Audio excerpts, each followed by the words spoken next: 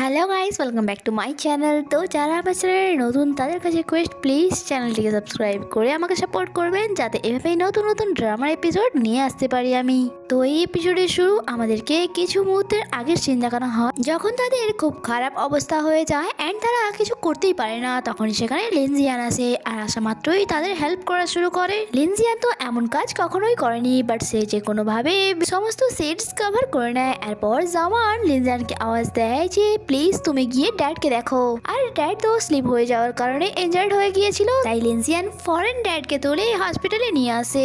Scene প্রেজেন্টে shift হয়, যেখানে জামান অনেক স্যাড হয়ে বসেছিল অ্যান্ড তাকে অনেক করলো লাগছিল। তখনই সেখানে লিনজিয়ান আসে, আর তারও অবস্থা অনেক বেশি খারাপ ছিল, কারণ এরকম মুশকিল সিচুয়েশনে ড্যাডকে নিয়ে এসে হসপিটালে এসেছিল।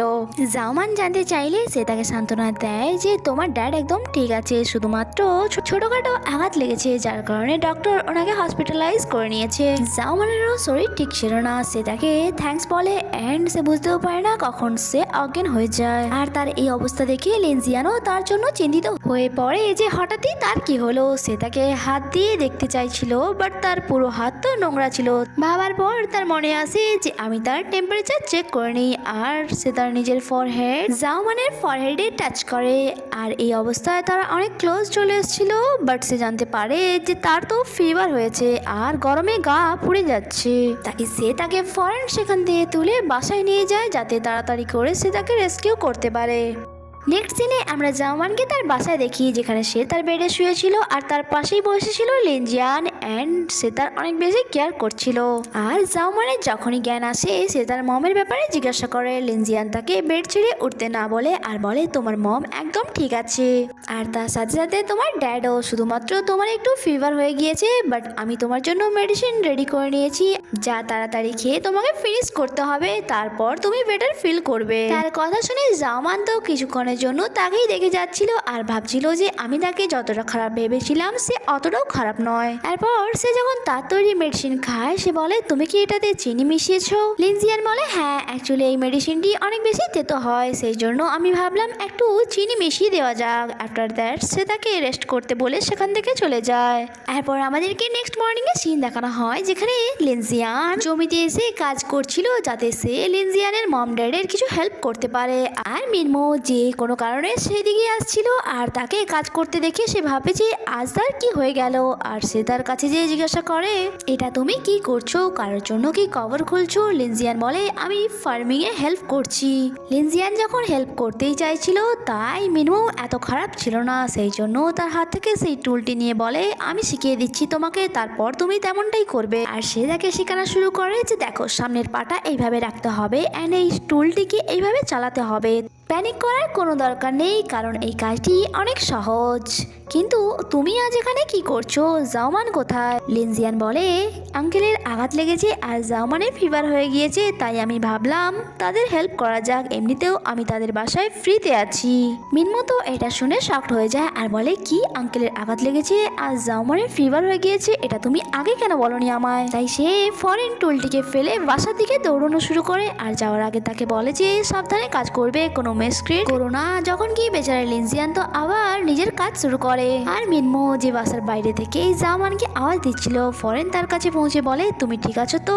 জাওমান তাকে শান্ত করে বলে যে হ্যাঁ হ্যাঁ আমি একদম ঠিক আছি, কাল ঝড়ের কারণে ড্যাডও স্লিপ হয়ে গিয়েছিল, বাট ড্যাডও এখন আগে থেকে ঠিক আছে। যা শুনে মিনমো রিল্যাক্স হয়ে যায় অ্যান্ড জিজ্ঞাসা করে যে সবকিছুই তো ঠিক আছে, তাহলে লিনজিয়ানের কি হলো যে সব সময় ডাস্টের থেকে দূরে পালাতো, সে আজ চাষের জমিতে গিয়ে কাজ করছে?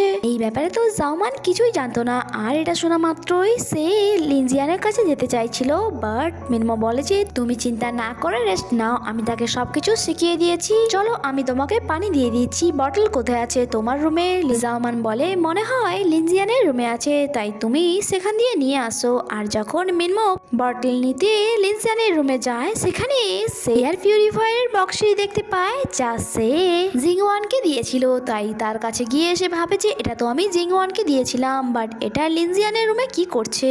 অন্যদিকে আমরা লিনজিয়ানকে দেখি যে এখনো জমিতে কাজ করে যাচ্ছিল অ্যান্ড ক্লান্ত হয়ে বলে যে ফার্মিং করা তো অনেক কষ্টের কাজ। ও গড, জানি না এই জমির কাজ কখন শেষ হবে। তখনই সেখানে জিংওয়ান আসে আর তাকে দেখে বলে, আমার মনে হয় তুমি অনেক বেশি ক্লান্ত হয়ে পড়েছো, যদি তুমি চাও তাহলে আমি তোমার হেল্প করতে পারি। লিনজিয়ান তাকে দেখে বলে যে যেভাবে তুমি ড্রেস আপ করে এসেছো তোমার কি মনে হয় তুমি আমার হেল্প করতে পারবে? আর সেভাবে জানি না এই মেয়েটি আবারও কোন নতুন ট্রিক লাগাতে এখানে এসছে।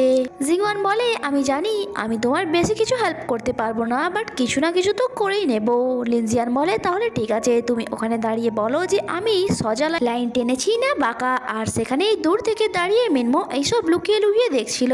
জাওমান বোকা হতে পারে বাট সে নয়, সে একটু হলেও বুঝতে পারছিল। অন্যদিকে জিংওয়ান যে বলে যে আরে বাহ, আপনি তো একদম সোজা লাইন কেটেছেন, আমি এক্সপেক্ট করিনি যে আপনার মতো এক পার্সন খুব তাড়াতাড়ি এই কাজ শিখে যাবে। লিনজিয়ান বলে, মানে তুমি কি আমাকে আগে থেকেই চেনো?